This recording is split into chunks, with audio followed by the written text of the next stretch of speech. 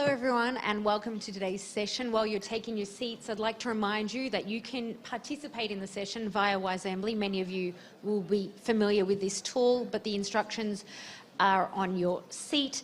The social media team here will help coordinate your comments. We're going to be running a poll and also your questions. So perhaps instead of saving your questions to the session at the end, you can pose them during our discussion and I'll be able to read them here on the iPad and turn to those towards the end of the session. And as I mentioned, we'll be running 1 or 2 polls during the session. So if you're ready to vote with your Wisely tool, that would be great. And with that, I think we can get started. Good afternoon and a warm welcome to this session on the 2030 Agenda, Financing and Partnerships. A quick word about myself. I'm Marie Dundas. I'm a journalist and reporter at the international news channel France 24 based here in Paris, and I've been presenting a weekly show on sustainable development for the last 4 years, and I'm thrilled to be back here at the OECD. So, the Sustainable Development Goals, or as one leader put it, 17 opportunities for investment. While the SDGs are, of course, not only about money, money is going to be a key part of the story, and frankly, a lot of money. Based on the figures to date, we're nowhere near where we need to be, which is why we're hosting this panel today, looking at finance options. By the end of this session, it's our objective that everyone in this room can walk out with a better idea of how we can get from billions to trillions in sustainable development finance. The answers are going to come from the distinguished panel we have here and, of course, perhaps the audience towards the end of the session. As mentioned, we'll be running polls during the session. The first one is right now, so get ready. The question, can the SDGs be the game changer we say they are? And your options are yes, no, or don't know. While you're answering that, I'd like to welcome Douglas France, Deputy Secretary General here at the OECD, who is going to set the scene for us this afternoon. Welcome.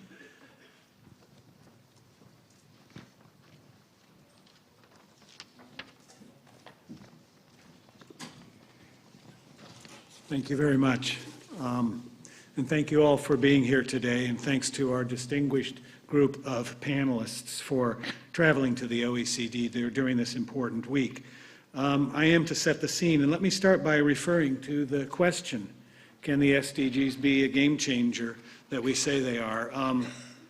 To me, the answer is not yes or no or don't know. It is that they damn well better be, because business as usual no longer works, because we have no choice except to make sure that the Sustainable Development Goals are not just a game changer, but a world changer.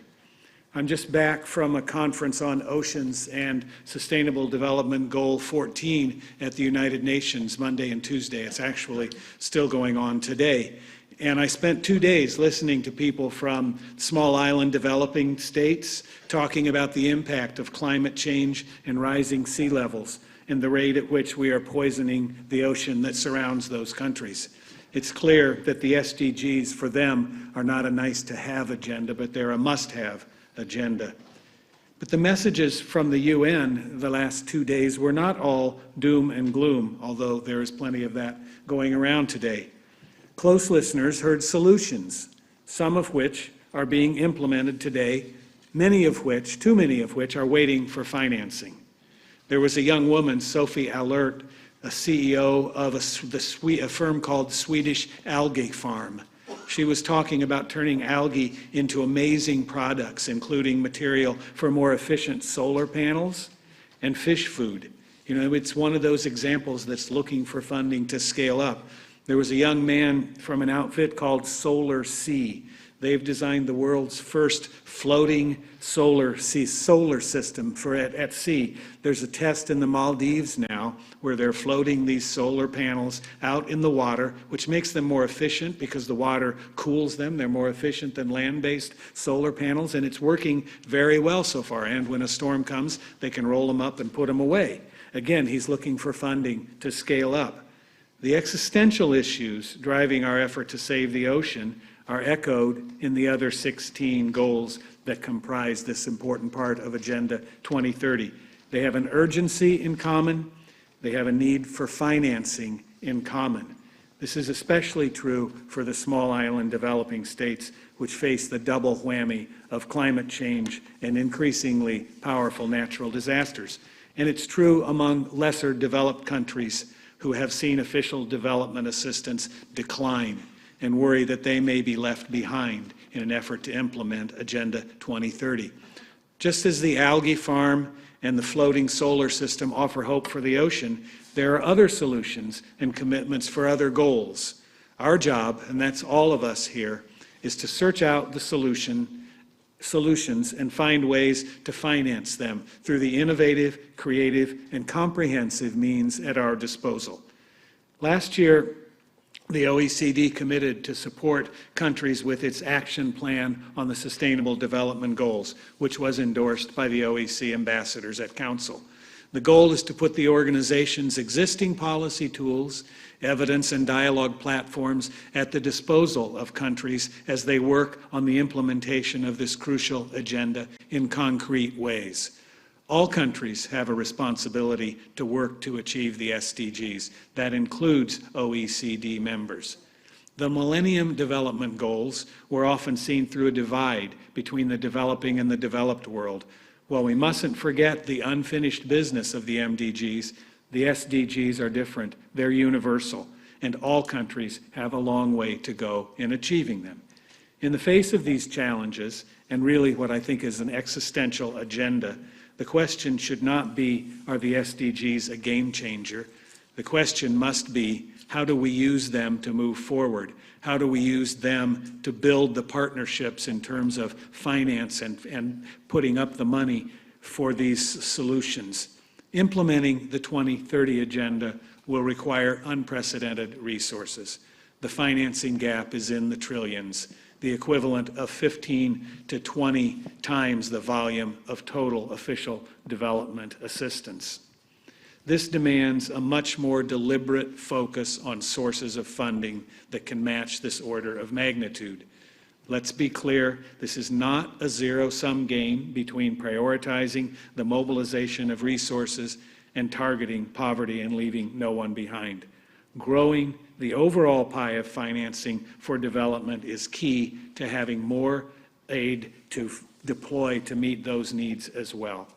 And while many groups of stakeholders have responsibility to contribute, and that's the private sector, pension funds, foundations, governments, multinationals, banks, and international organizations, this will not happen automatically. In order to create the truly multi-stakeholder partnership that's required, we will need a strategic approach to development finance. Realizing this requires work along three dimensions: measuring, motivating, and learning. First, on measuring. The OECD is in the process of modernizing official development assistance, the recognized global measure of development aid. Our objective is to make official development assistance more consistent, transparent, and avoid double counting. We're also working on a new measurement framework, Total Official Support for Sustainable Development, affectionately known as TOSD.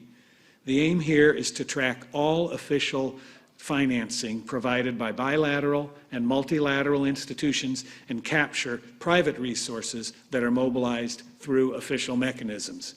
This will help provide us a much richer picture of the international resources that underpin development. And based on our initial estimates, this means about $600 billion worth of financing. In other words, 4 times as much as we deliver through ODA in a year. Second is incentives. Incentives are essential for both the mobilization of resources and for ensuring that no one is left behind. That is why in updating the OECD's measures, for example, a loan at the same terms gets more ODA credit if it is granted to a least developed country compared with a loan for an upper middle income country. We also need to reward success. There's deep concern among middle income countries that they are graduating and will no longer be eligible for ODA. Many of these countries have large pockets of poverty and risks are substantial that these people will not be lifted out of poverty as Goal 1 indicates they must be. We need to help them make this transition, just as we need to help countries that are scraping to emerge from LDC status. So the OECD has started an analysis on how to ensure that countries make the transition and how to lock in the hard-won development gains. This is especially vital for vulnerable and exposed countries, such as the small island developing states. Third and finally is learning. We're entering new territory with the 2030 Agenda. There is so much potential, so much energy, and so much innovation surrounding the SDGs. But to capture those benefits and to capture this momentum, we need to do a better job of understanding how we can best use resources and how we can best frame policies. That is why we work hard on issues like blended finance, which can play a key role in overcoming viability gaps and market failures to make private finance work for development investments in key SDG priorities. We also look at other sources, such as domestic resource mobilization, where a 1% increase in the tax intake in developing countries translates to roughly a US $300 billion, more than twice the amount of ODA. All of this, if we are to succeed in the 2030 Agenda, requires that we focus on partnerships. That is fundamental to implementing these goals. I'm sure that our expert panelists will have keen insights into how we get from the world we have to the world we want to have.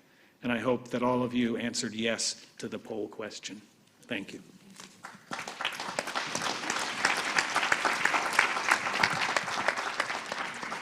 Many thanks for that, Doug. I should mention that this session will follow on from this morning's session, which was called Talk Together, Financing for Development, What Are We Missing? So this is a follow-on to the discussion that was held this morning. Now, an introduction to our speakers. In no particular order, we have Julie Gerberding, Executive Vice President at Merck, also known as MSD, one of the largest pharmaceutical companies in the world. Prior to her current role, Julie was Director of the US Centers for Disease Control and Prevention. If you can give us a little wave, Julie, thank you. Also got Adrian Lovett, Europe Executive Director of the Advocacy and Campaigning Organisation ONE. Adrian joined ONE in 2011 and now leads its European efforts to influence governments and build popular support for the fight against extreme poverty. We've got Adrian on our far end of the panel. Torben Muger Petersen. Torben is the CEO of Pension Denmark, one of Denmark's largest pension funds. Last year, the organisation had almost 30 billion euros under its management. Torben, thank you. Mary Robinson, currently the president of the Mary Robinson Foundation, Climate Justice, previously the UN High Commissioner for Human Rights, and of course, Ireland's first female president. Welcome. And to my direct left, Ulla Tornes, Minister for Development Cooperation in Denmark since 2016, previously leading the Ministry of Science, Technology, Information and Higher Education. I'd also like to mention that one of our panellists, Kafala Mara, former Minister of Finance and Economic Development in Sierra Leone, was unable to make it, which is a slight shame given that he would have been a voice for some of the developing countries. However, Mary has assured me that she's happy to speak up for Africa. So welcome to you all. To get us warmed up, I'm going to ask the panellists the same question I've already put forward to the audience, and also we had Doug touch on it there.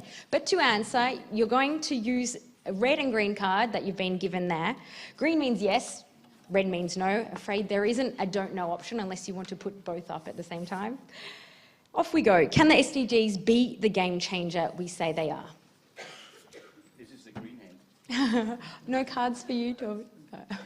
Okay, no surprises there, all a green response. Second question with the cards, can we finance the SDGs?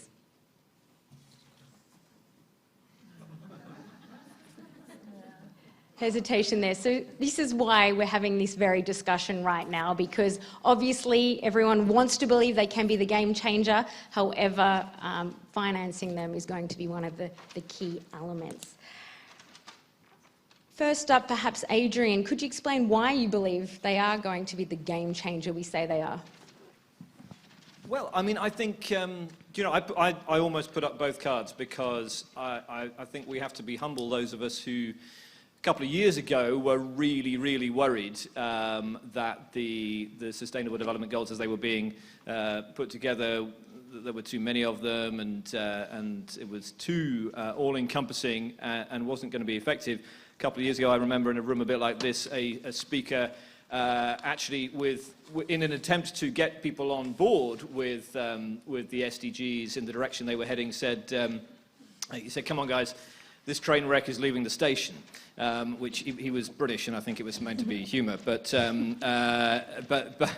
it did feel a bit like that for a while, that there was something that was going to be very broad and messy, but that we were going to have to live with. And it feels a bit like, with the SDGs, perhaps we've gone through the stages of a romance. At first blush, they were everything we could possibly hope for, and the answer to all our hopes and dreams, and then we went through a bit of a bad patch, and we didn't really want to spend much time with them for a while, and now we're coming to see how special they are. And I think, for those of us who are advocating and campaigning to end extreme poverty and to achieve the Sustainable Development Goals, the fact that they are universal, the fact that they are comprehensive, the fact that they were sort of quite widely consulted upon, probably could have been better, but there was a lot of outreach from the UN system and from others, organizations like One and others did part of that too.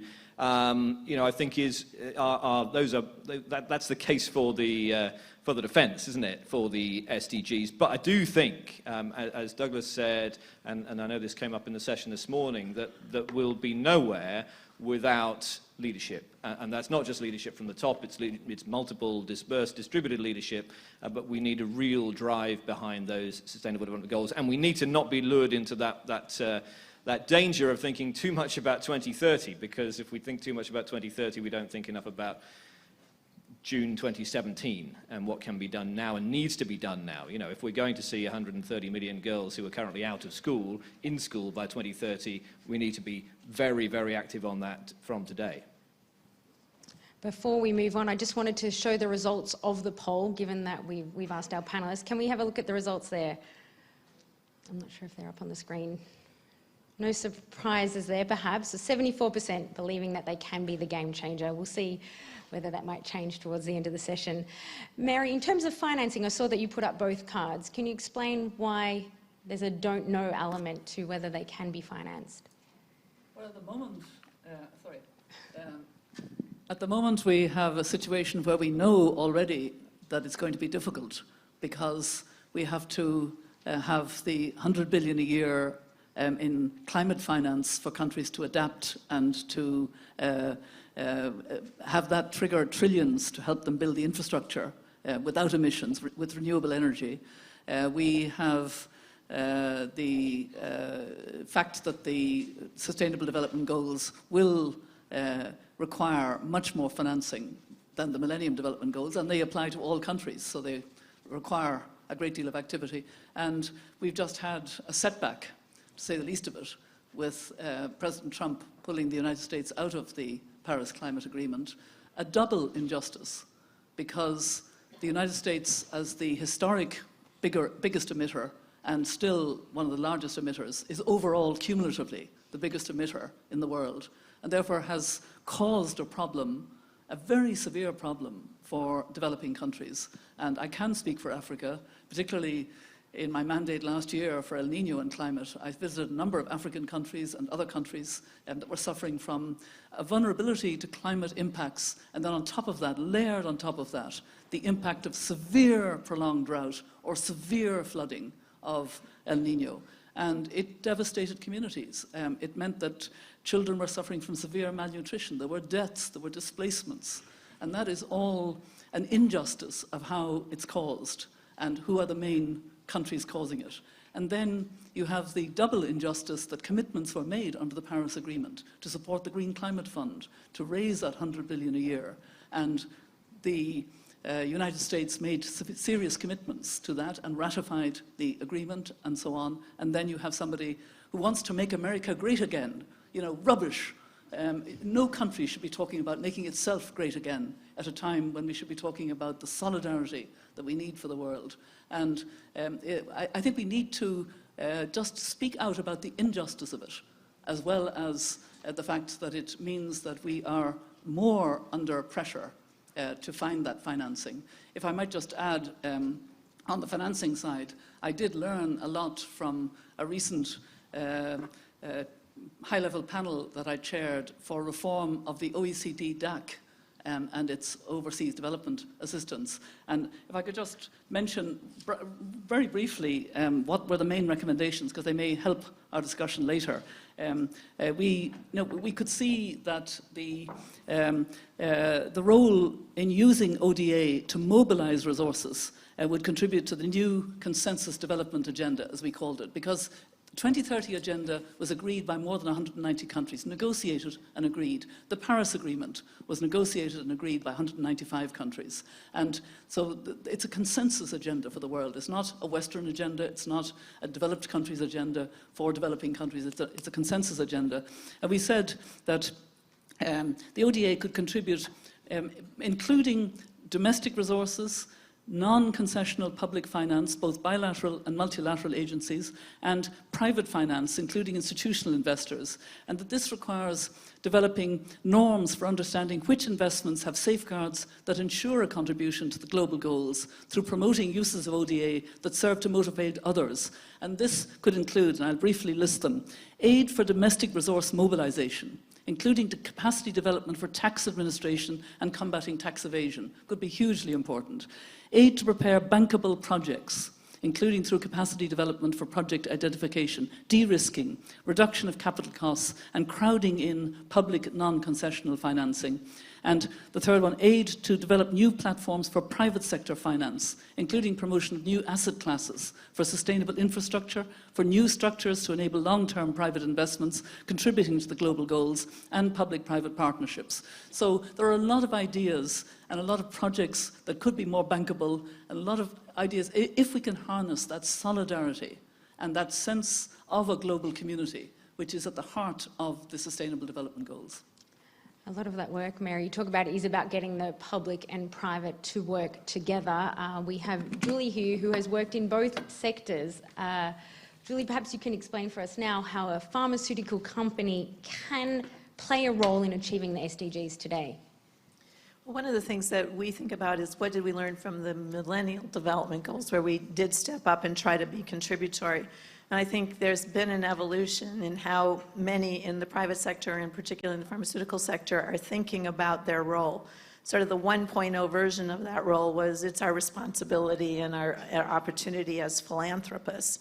But we moved beyond that when we were working on the MDGs, at least some of us, to really understand that this was a shared value opportunity, that we had a set of resources and capabilities and know-how that could be applied, particularly to the health-related goals, if we found the right partnerships and understood more clearly what the value proposition was for the place where we were working or the people we were hoping to affect, but also what that meant to our own corporate social responsibility.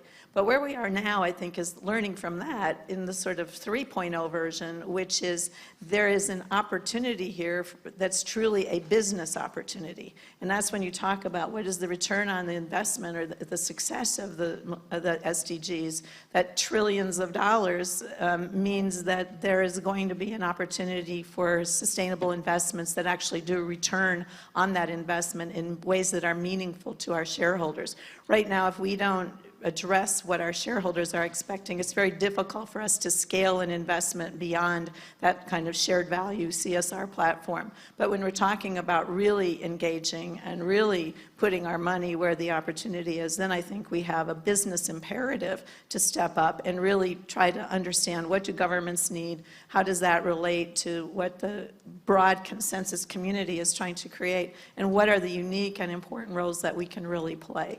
So it is an opportunity, but I think I probably should have held both cards up, because I also agree that it's going to be very difficult. I know what it's like to just talk to people who are asking me every day, what's the ROI, what's the ROI? So we have to be prepared for that reality check and find measures and means to get past it and truly unleash a lot of capital which could be mobilized to support this effort. Well, you held up both cards there, representing the government. Are governments and international organisations truly ready to partner with the likes of Julie? My government is. Actually, I'm a strong believer in, first of all, I would like to answer your questions. I personally believe that the SDGs are a very good game changer if we let it be that. And by this I mean there is a strong need for strong leadership, both politically but also in private sector. And we are just 6 countries fulfilling the old UN target of delivering 0.7 in ODA. And I do not really foresee that we will be many more members of the 0.7 exclusive club, even though I would like to see that. But my answer to your question is that my government is ready. We are very ready to use our ODA as a catalyst for private sector, and we are already doing this in different manners through our investment fund. We are working together with Torben and his funds, his pension funds, and by this we can deliver much more. Both in big scales, but also in smaller scales, where we use our ODA as a catalyst with smaller projects involving also private sector. And I think we need to go along this road, or else, I mean, we would not manage to come nearby the SDGs. And I fully agree with what Douglas was saying, that this game changer from the MDG to the SDG means that no business as usual. Whereas the MDGs was mainly focusing on what can the rich world do for the poor world, the SDGs are about partnerships. What can we do all together to make sure that we achieve the SDGs in the whole world? As you mentioned, ODA is not going to be enough to meet the needs. You've all got vast experience here. I wanted to ask each of the panelists, starting with Torben, for a concrete idea that would help us get from this billions to trillions in development finance. Well, thank you. And not to be a contrarian from the beginning, but I think instead of looking for new ideas, maybe I think we should look at existing, well-functioning examples from, let's say, the public-private partnership practice, and find the best vehicles, the best models, and try to scale them up. Use them in many countries at the same time, and use them at a larger, greater level than until now. And as my minister said, we in Denmark actually have some quite promising experience from establishing what we call blended finance vehicles, where we combine public money, public ODA money with hard pension fund money, and by that we are establishing a risk-sharing structure where we, as a, let's say, return-oriented investor, can feel comfortable with the risk level of the investments in emerging markets in developing countries. And the minister will experience that each time the government delivers 100 euro, the private partners deliver 300 euro. So we get a much larger scale, much larger impact by this combination of funds. And I think this is the way we have to go to execute on the SDGs.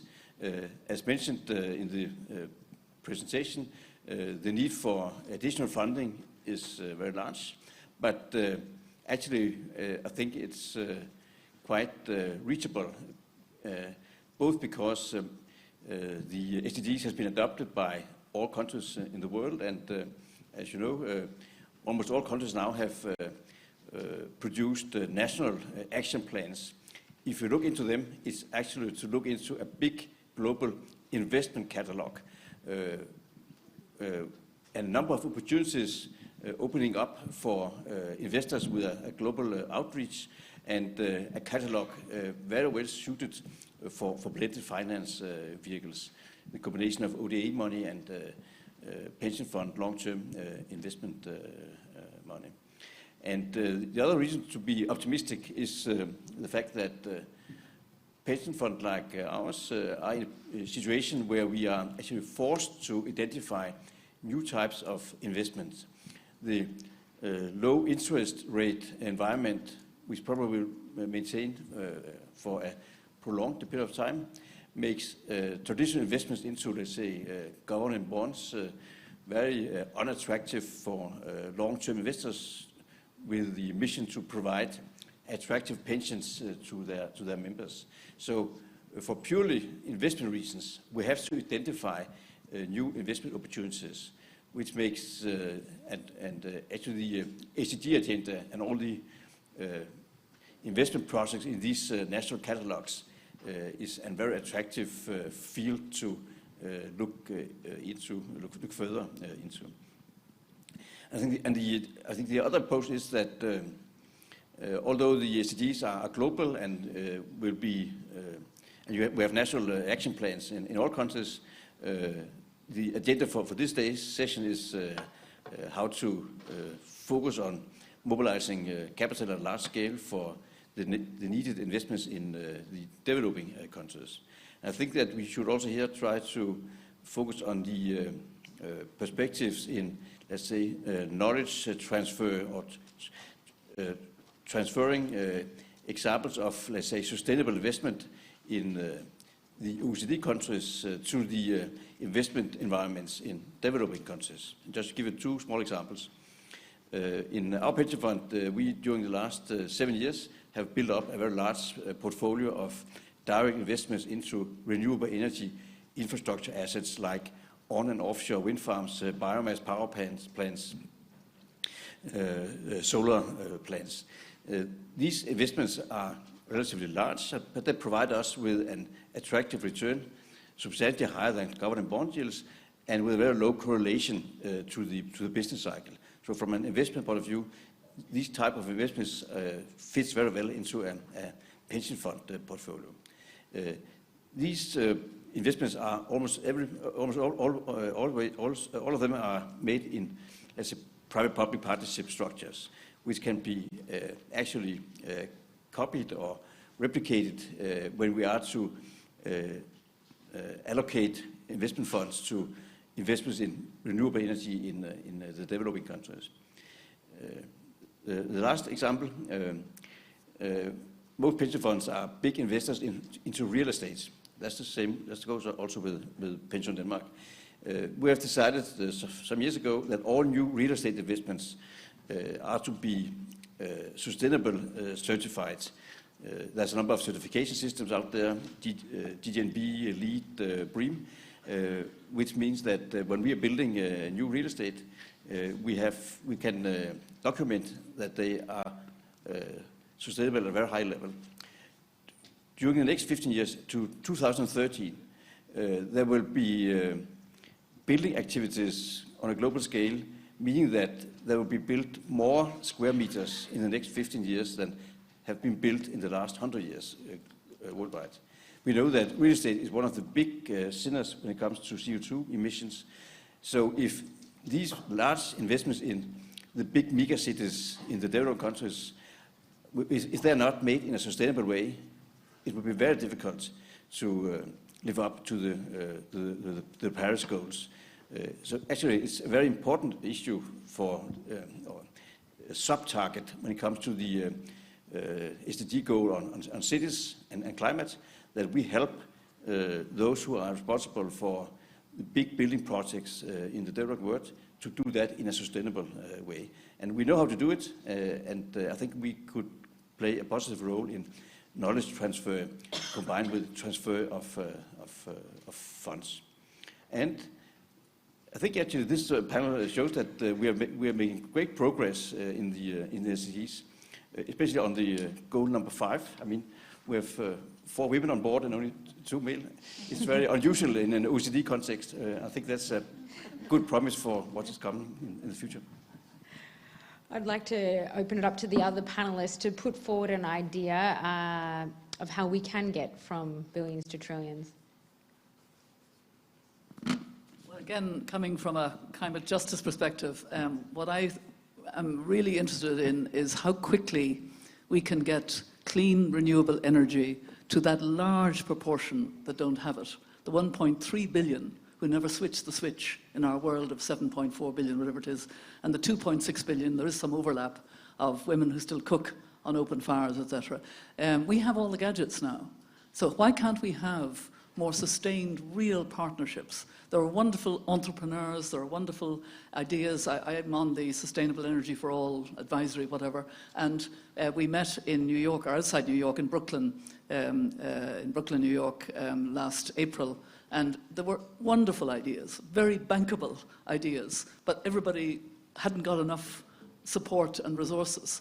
And I think this is really where we need to see more partnerships that link across in an innovative way and help those who are. And the other thing, from a climate justice point of view, is that it's really important to consult and talk to communities that are being served by having access to renewable energy, so that it's done in a way that is supportive of them and that respects their rights. I'm very interested in what a pension fund can do in providing projects on large-scale renewable energy. But I have to say, and I don't say it at all in the context of the Danish position, because I'm sure you have vigilance and safeguards, but I know from the Business Resource Centre that there is a huge problem now of abuse of human rights by those providing renewable energy who do it the wrong way. Large projects that don't link at all with the communities, that take land rights or water rights from very poor communities. And it's a serious problem. So that's something that we need to be vigilant about. Although you wanted to make a comment. I just want to raise the attention to a project that I'm really proud of. It's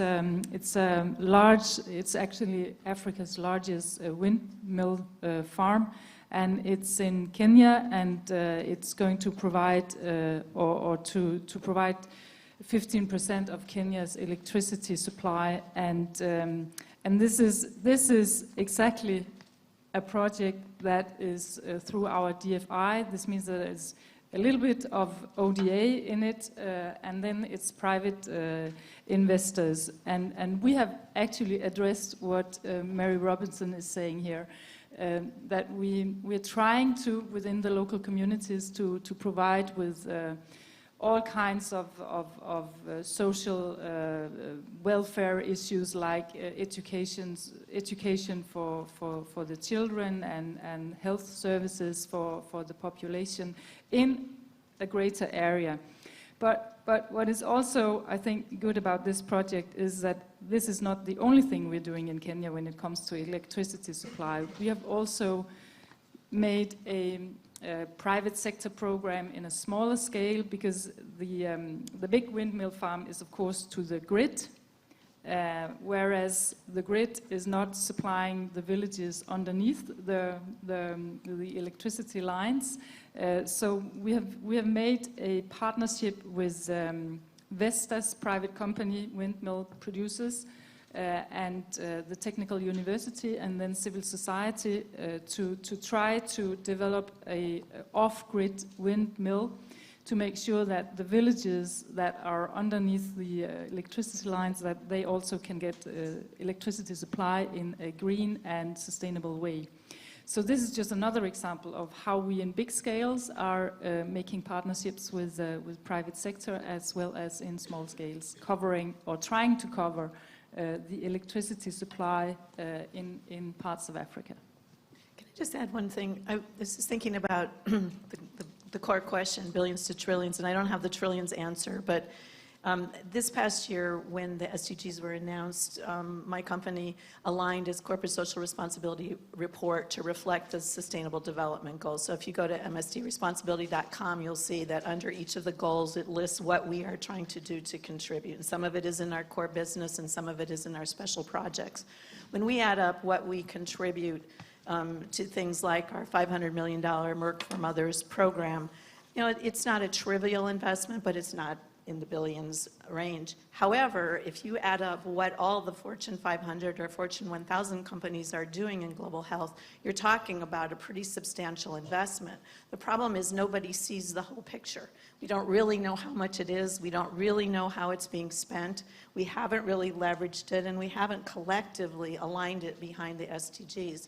So I think if we had a better understanding of what is currently being contributed, even that in that private sector space, we might have some opportunities to really find partnerships even that would leverage it and give some credibility to additional investors or people who could really see the results that are emerging and say, you know, that's a pretty good place to invest, and that's a company I trust, and we can come together here and work on this collaboratively with the government or whoever are the logical partners. So I just don't want to overlook a resource or capital that's actually out there now, but it's probably not very well leveraged in the context of what we're trying to accomplish. What could help that? Sorry.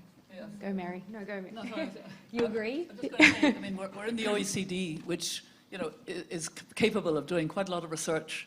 Surely that's a question that could be addressed, and the private sector support for the Sustainable Development Goals could be addressed and quantified. Perhaps work is already going on in doing that, but you know, I think it would be instructive and would probably lead to more examples of bankable projects that can be put forward because we see examples tangibly. Yes. Marie, can I throw in I mean, when you say billions to trillions, the first thing that comes to my mind is the $1 trillion that leave developing countries each year because of illicit flows and tax evasion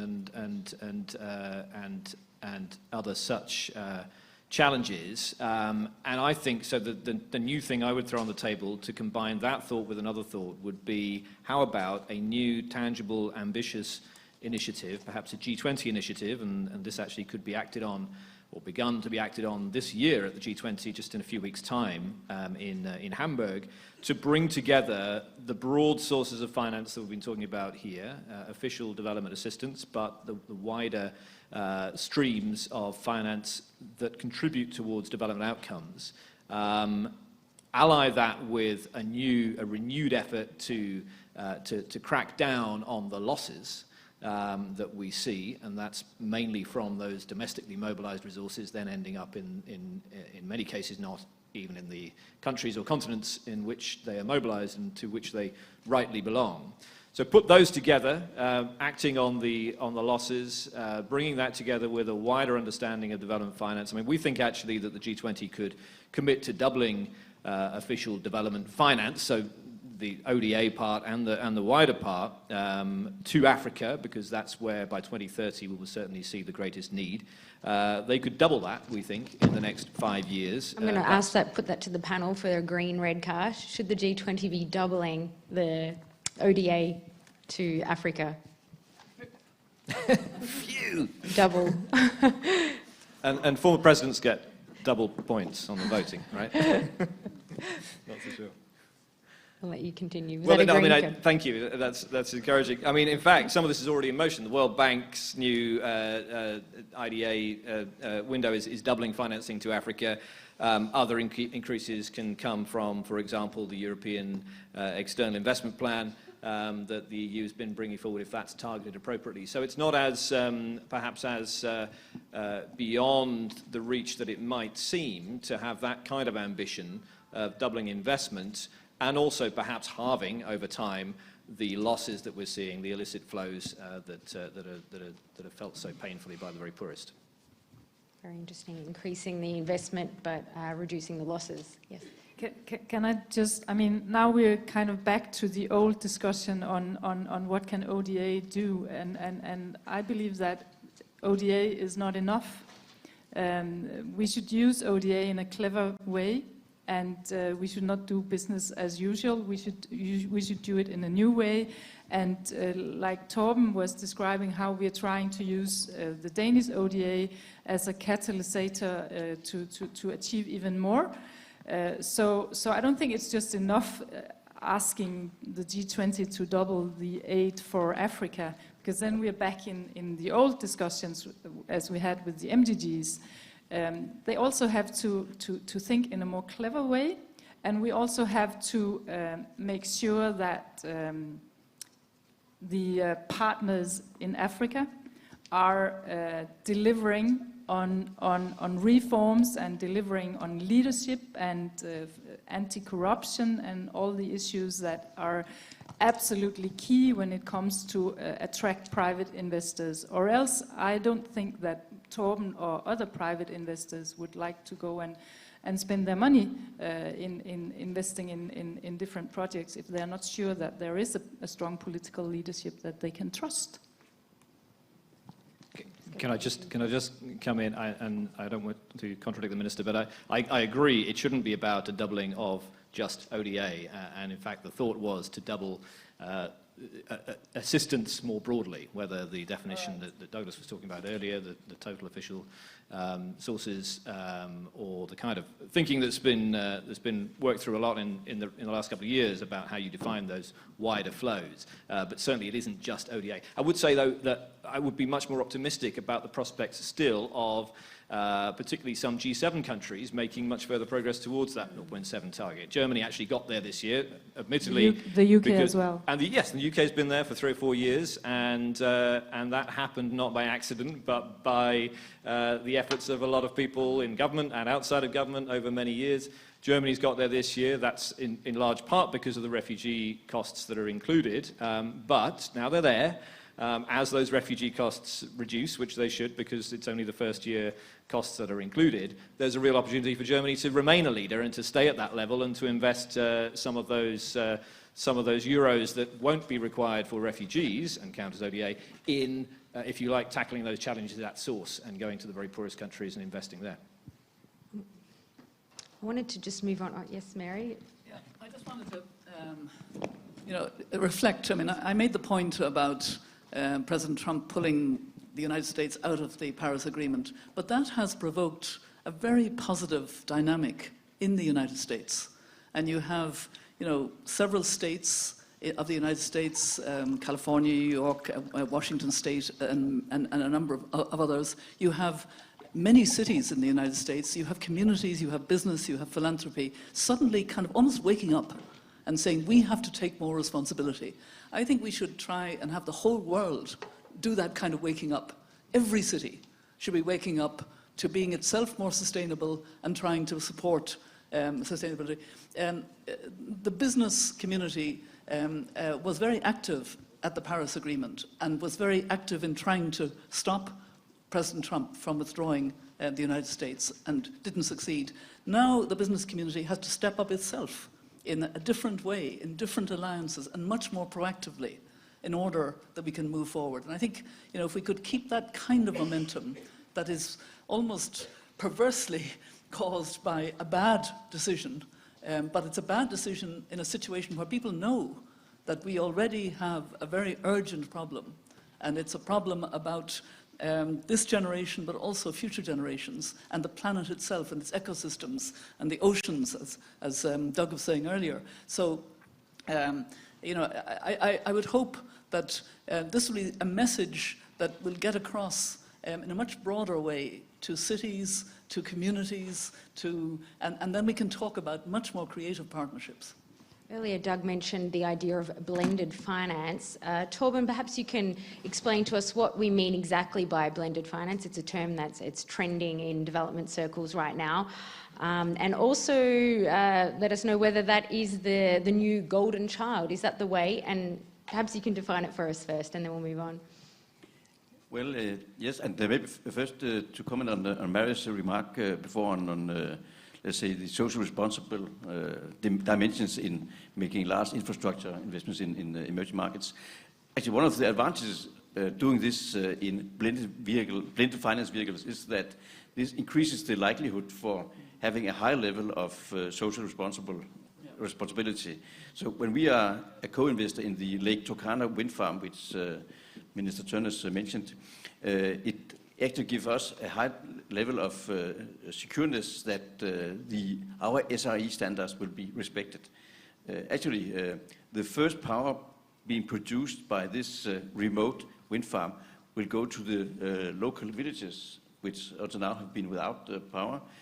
They will be used to build water pumps and give lighting to the villages, which means that the girls in the villages will not longer have to walk 10 kilometers to pick up water, and they will be able to attend education because they can light on lights in the evening and do their homework. So at the same time, we're doing something with the climate goal and the gender goal. I think we should have this holistic approach when we are discussing the different projects. Blended finance is there are many types of it, but so in general, it's a structure where we combine, let's say, soft money from government with hard money from private investors like pension funds.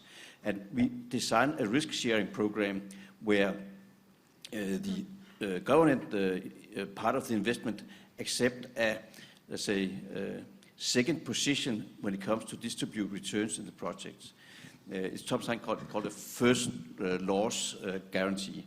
This means that our risk as a private investor is reduced, but we accept that the upside in the projects will belong to the government. So in the Danish case, the Danish Climate Investment Fund, we have decided that the first chunk of return will go to the private investors until we have reached a return of 6%.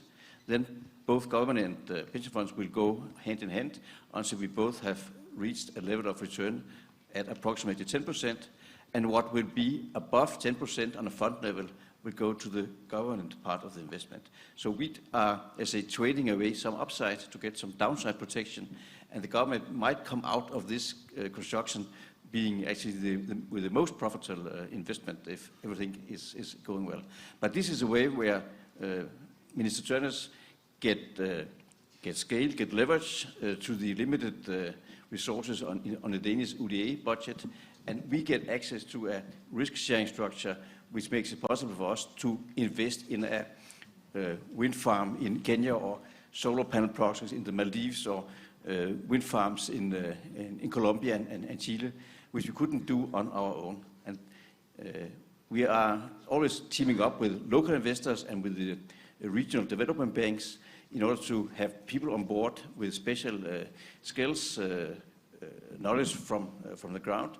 And I think that in the Lake Turkana project in Kenya, we are somewhere between 18 and 20 different investors in providing finances for this large project.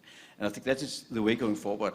And as I said before, there are no lack of money out there.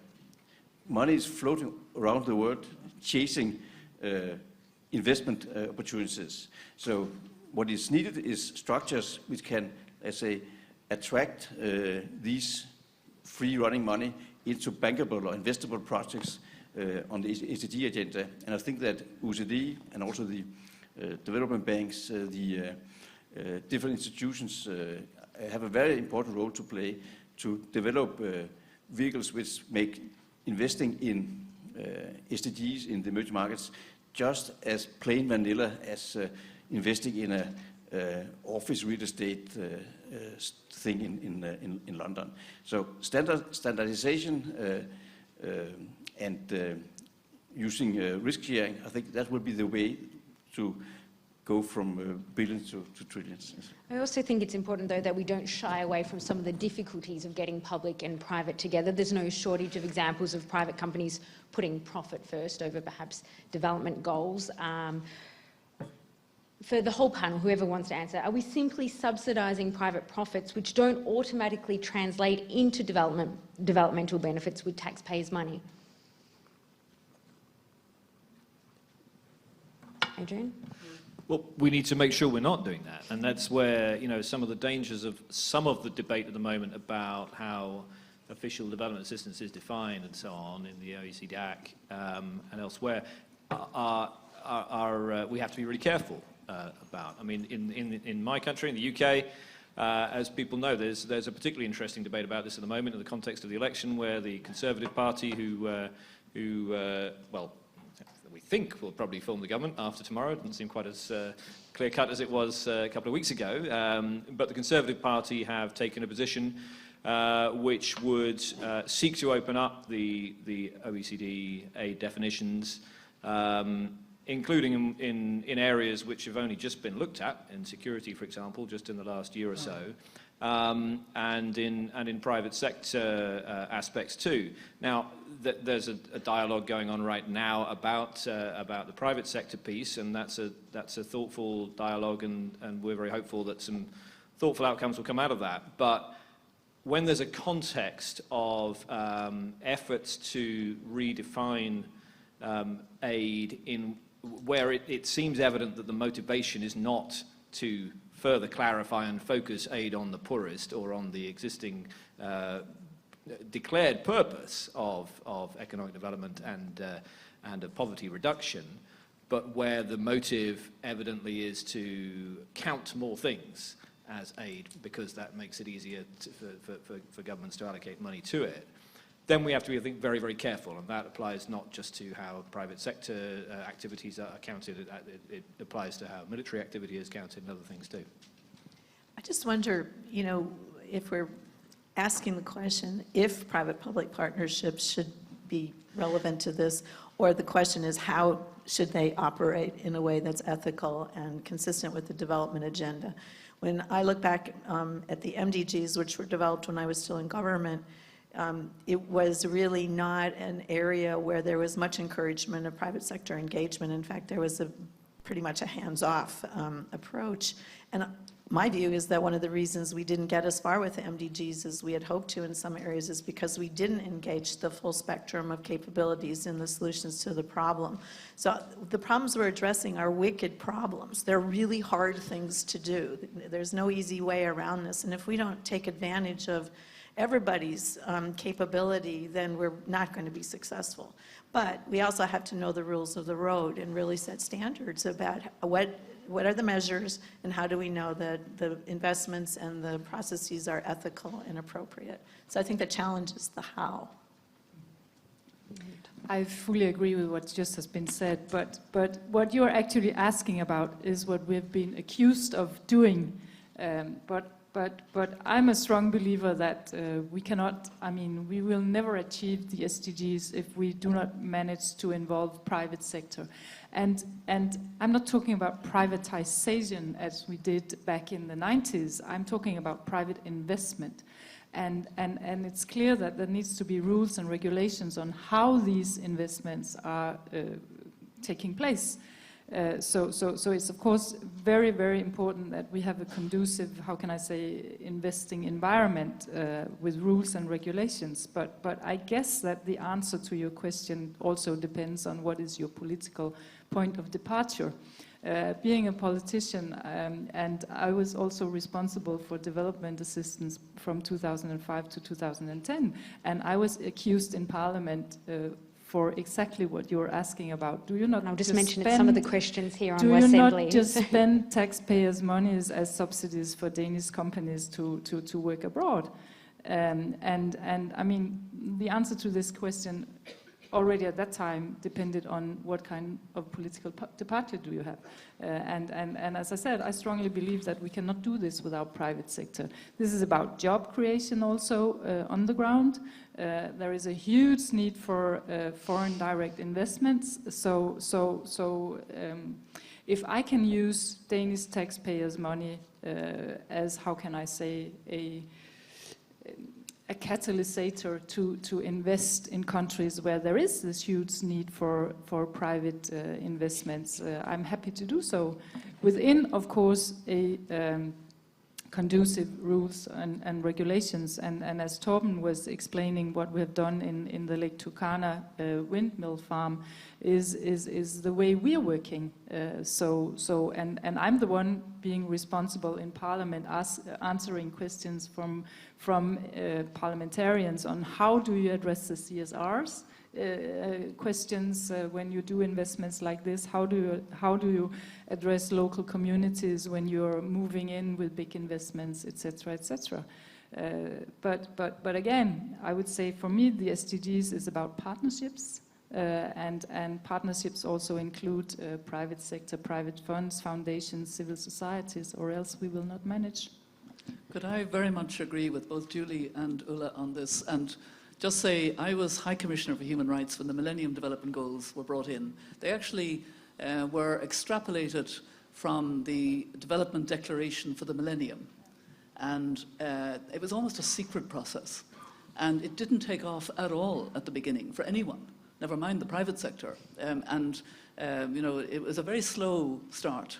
And then people began to realize that having global goals helped.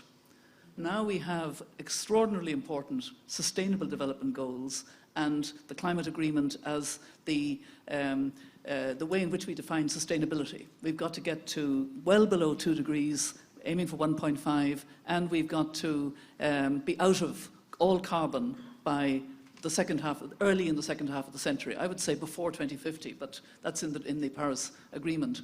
And that's a kind of different situation from the Millennium Development Goals, because it absolutely requires what Denmark is doing. It absolutely requires building infrastructure in developing countries and helping them to do it without emissions. None of the developed countries did that.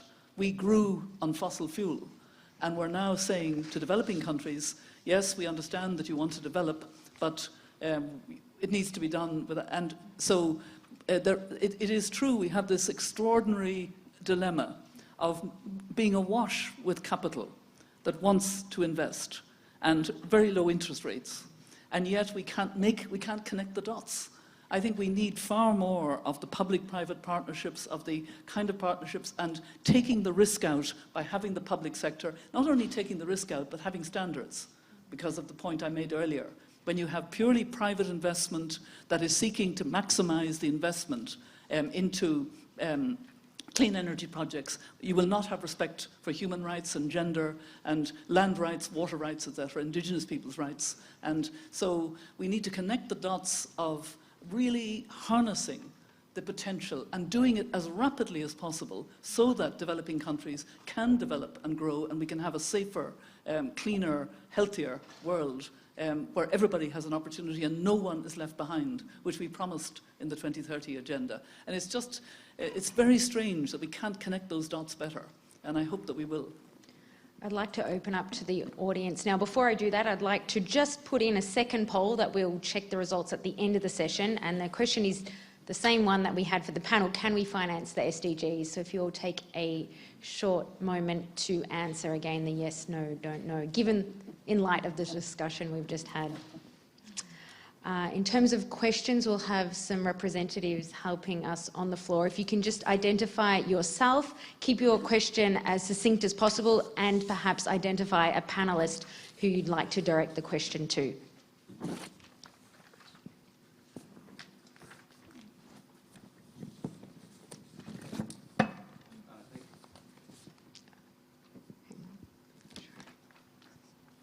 Hello.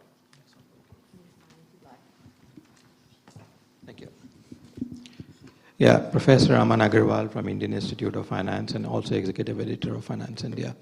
I've been seeing a large number of debates. I've been at the IMF World Bank Spring meetings, ADB meetings, and now here. A lot of debates on sustainable development and how we go about doing about financing and developing and looking at different segments and reducing this inequity which is there between different segments. However, we're talking about financing, but we're not talking about creating avenues for being financing, and how do we have banks and financial institutions lock in with some of these segments, like when we talk of health extensively. We have automobile financing. Why can't we have health financing for people, whether elderly or younger, who can actually finance their health care, and maybe they're not in the capacity to pay today, but they can pay that tomorrow in their working life, or from their pension funds which come up in due course, which may not be available funds with them. We have no financing facility for those kind of things. We have healthcare tourism, but that's a different ballgame and not financing healthcare. Similarly, when it comes to sustainable development in terms of looking at the downtrodden, the weaker section, or even the women's section in certain countries, there is very little which is being done on the governmental level, which goes in terms of financing and enabling financial institutions to go forward to doing that. Some of them have on paper, but nothing on ground. And maybe if we can have someone depict, we have governmental bodies, if they have some experience of what they may have done to bring in that sustainable development. Climate change, extensive debate. I addressed the Finnish Parliament, also the Swedish Parliament, even Danish Parliament in 2007. I was there for discussions on the climate change issues, which logged in energy and all. But again, very little ago about, we suggested the World Energy Fund, which fortunately OECD took it up as a green fund in 2008, but still nothing further. We have not seen those funds come up where both private, public, and international agencies come forward to create these structures to have sustainable development for all countries, irrespective of the region and whether they're developed or developing. Thank you.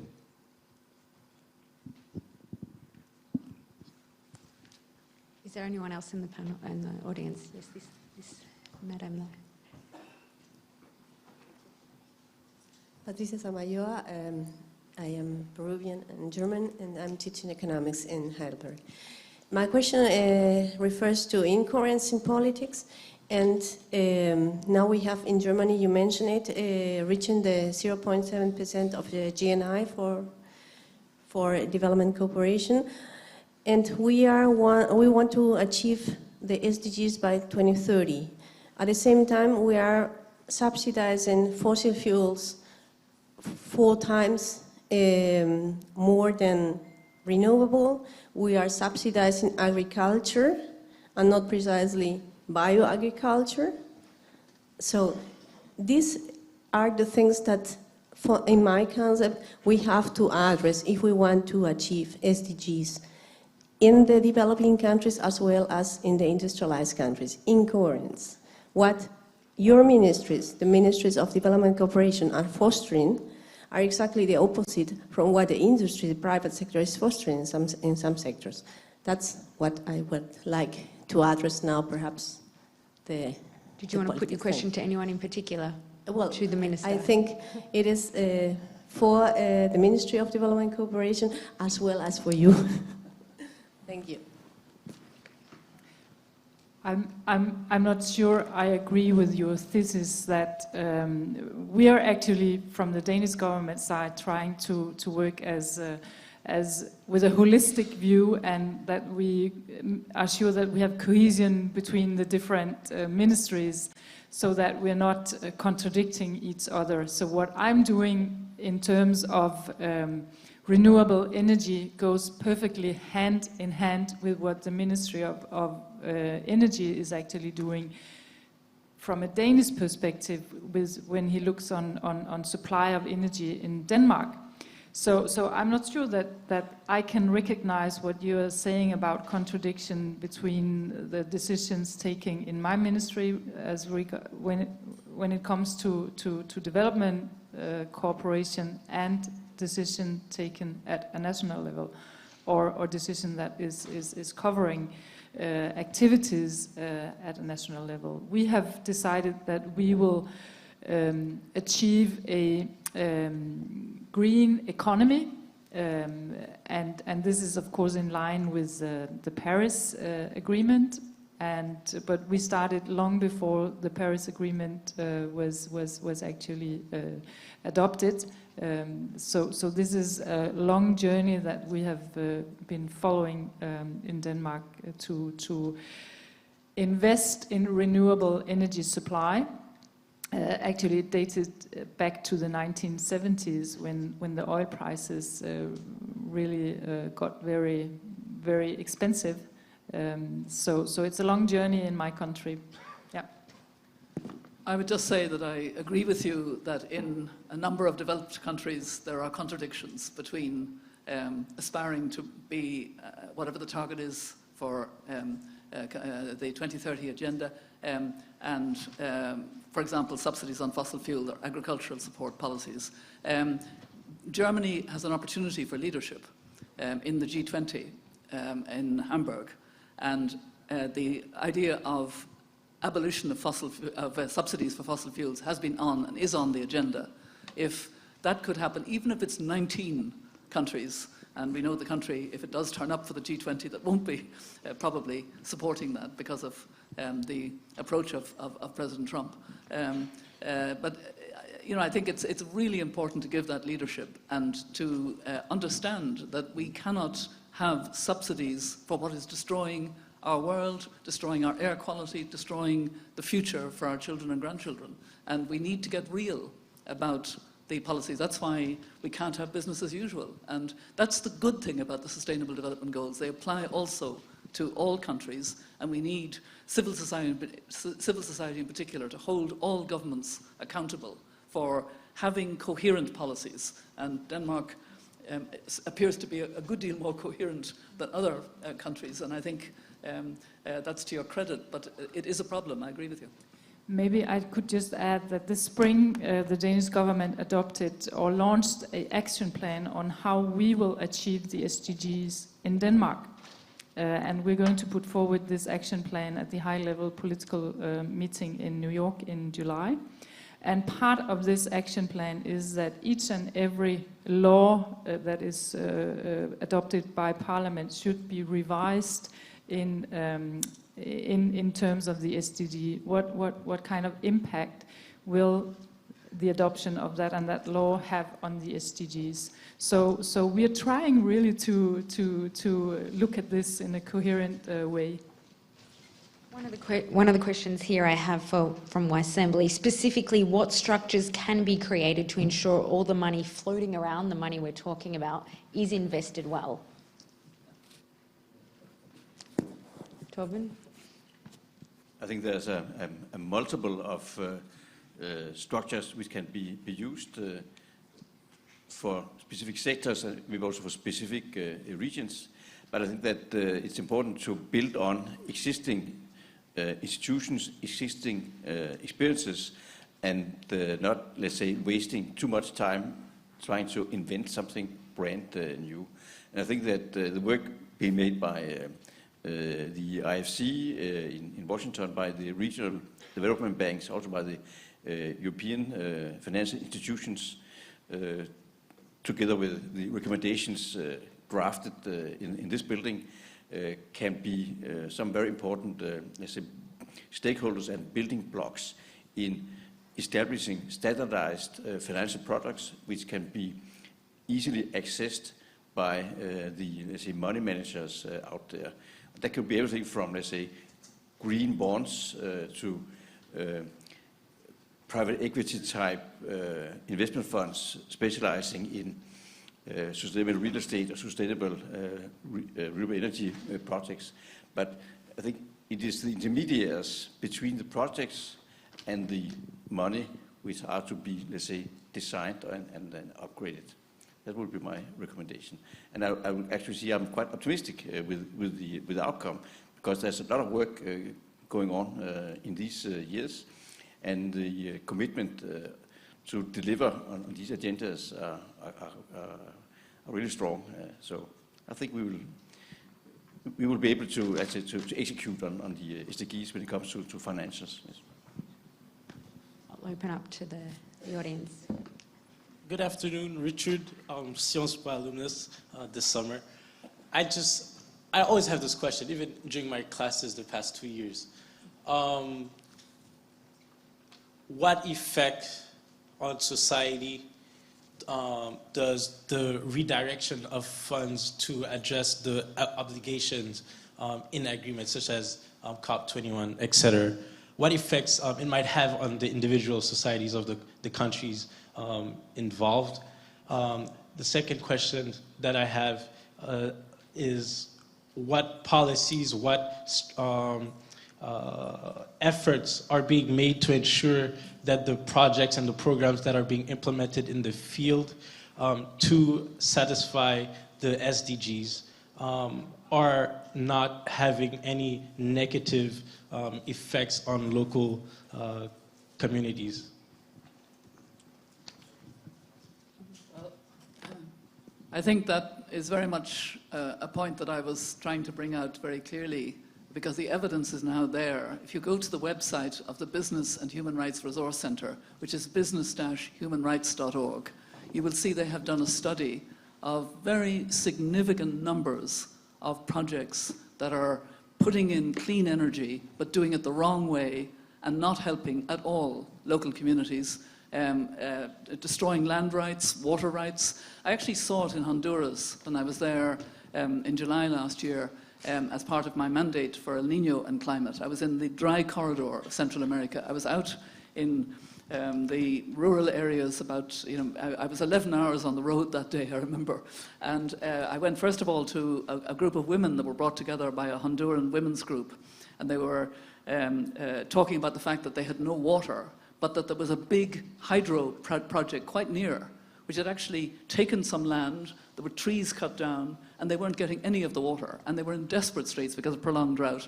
I then drove another 2 or 3 hours on the road to another community project with communities talking, and there the complaint was a solar project, and it was the same complaint. And it was just very, very painful to see that there were these major projects that were not helping at all the local people. And so that's why we need a climate justice approach, in my view. We need to listen to communities and ensure that there are the benefits. We need to ensure that the big projects, like that Danish project for wind energy in Kenya that the minister and the head of the Danish pension fund have been talking about, that it seems to be a good model because it's helping the grid, which is good, but it's also helping off-grid communities, and it's helping in health, education, gender, girls going to school. That's what we need more of. That's a kind of model of what we need more of. That touches on a point here that I've got a question here. Any examples where Indigenous communities are decision-making stakeholders in partnerships towards the SDGs? Are they left out more often than not? I think that touches on it. We are trying the best we can to include and involve local communities wherever we work, and this is of course very important, especially when we're doing huge projects like the Lake Turkana windmill projects, but also when we're doing smaller projects. We're not coming in and doing something and then moving out. We're doing this in partnerships with local people, or else I don't think we will succeed in what we actually want to achieve. Can I just, I don't know if we're coming to the end of this. I know it's about financing and partnerships, but I just want to mention one thing which is very close to my heart, and this is that I do not believe that we will achieve the SDGs if there is not a strong political leadership. And by this I also mean a political leadership that is focusing on women and the rights of the women. There are figures telling us that we can increase the global GDP by up to 25% if just women are getting access to the same rights, and by this also the same possibilities to invest and work and be part of the formal labor force. If people are not, or if women are not getting these rights, we will not, I think, manage to achieve the SDGs. So this is also a request for a strong political leadership in the countries where women are not as privileged as I am to have the same rights as men in my country. So I just wanted to mention this here because this is about the 2030 agenda. Can I just add, it's sitting between two really incredibly and powerful and important political women that I couldn't agree with you more, but I also think there's a tendency for people who aren't spending a lot of time in some of the most developing countries to underestimate the political leadership that is emerging. We still have a tendency to go in with kind of a traditional paternalistic approach, thinking that we really know best, and that creates the opportunity for exploitative behaviors on the part of bad actors or whatever you want to refer to them as. But I do think that in addition to empowering women and taking full capacity of all the assets in society, to do it in such a way that is truly a partnership with the government, as opposed to a model that is sort of, we decide, we go in, we convince them what the value is, and then we implement. That's it's not a donor model, it's a true partner model, and it's not necessarily going to work everywhere in the same way, but one of the resources that has helped us the most in this regard are the local NGOs that actually have a much better reality check on what's actually going on and can help leaders understand what their options are and what their risks are, but also inform the outside partners with a little better reality check. So grounds up, at the local level, and build backwards, at least wherever we can. And that will help strengthen that political leadership as well. I just wanted to, if I may, come back to the question, first of all, about the role of Indigenous. I think, in particular, in protecting forests, it's well recognised now that Indigenous peoples do it better and must be involved, and it's their livelihoods, etc. And the only way to protect the forests for the future is to ensure that Indigenous peoples are front and centre of that protection. I also want to tell a story which speaks a little to the importance of gender, which I'm very glad has come up in this discussion. I was invited to take part in a panel of the European Parliament about 2 weeks ago on gender and climate justice. And because climate justice was included, I was very pleased to do it. And we managed to get a representative of the Sami Council she was from the Swedish side, a 26-year-old, a chemistry graduate, but a reindeer farmer. And she talked about, the fact that the changing weather was affecting her livelihood, affecting the reindeer, affecting the safety to go on the ice or the snow, etc. And then she said, but at least you're talking now about gender and climate change, gender and climate justice. What took you so long, she said. And I loved it. What took you so long? I thought that was a really good message. What took us so long to understand the importance of gender? So I'm glad you raised it. Adrian, did you have a last comment? I think we're going to have to wrap it up there. I'd like to just take a look at the final poll result. Can we finance the SDGs? I'm not sure if we'll have such a majority as we did in the first question. Let's take a look at the results. Well, there we go. 60% say we can finance the SDGs. Well, we're in 2017. 2030 is still a long way away. What's been clear in this session, and we've heard several times, that a business as usual approach is not going to get us where we need to be. We need a paradigm shift to move the discussion from billions to trillions, which includes investment in all kinds of funds, public and private, national and global. And it's only with the right finance that we will have any chance of seeing the SDGs be the game changer that I think we'd all like them to be. I'd like to thank our panellists for being here today, for your patience and participation, and for the OECD for hosting us. Thank you very much.